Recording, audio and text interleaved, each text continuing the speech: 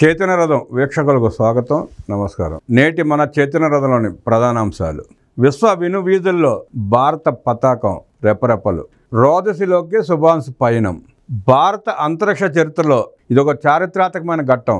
విశ్వ వినువీధుల్లో దేశ కీర్తి పతాకం సగర్వంగా ఎగిరేలా కోట్లాది భారతీయుల కలలు, ఆకాంక్షలను మోసుకుంటూ భారత వ్యోమగామి శుభాంశు శుక్లా అంతరిక్షంలో అడుగుడున్నారు.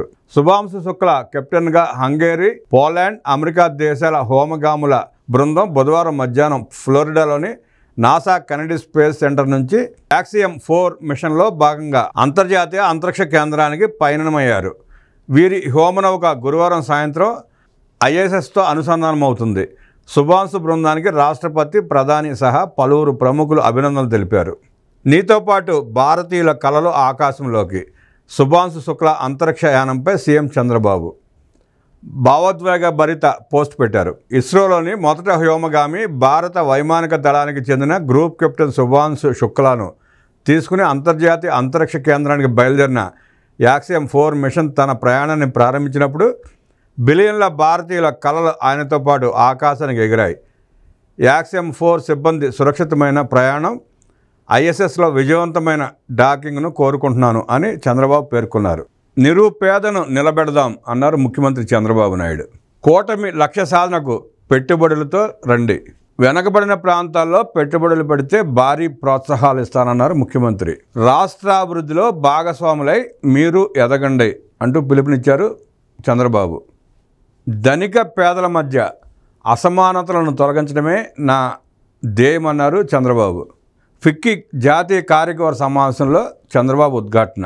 ప్రభుత్వ ఆలోచనలను సమగ్రంగా వివరించిన చంద్రబాబు. ప్రజాస్వామ్యంలో నియంత్రణలకు తావులేదన్నారు ముఖ్యమంత్రి.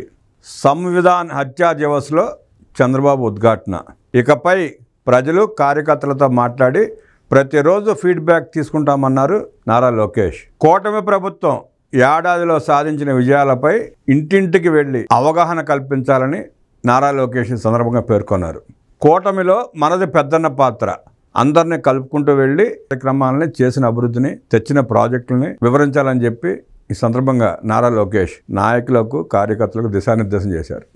సమాజంలో అన్ని సమస్యలకు విద్యతోనే పరిష్కారం దొరుకుతుందన్నారు విద్యాశాఖ మంత్రులు నారా లోకేష్.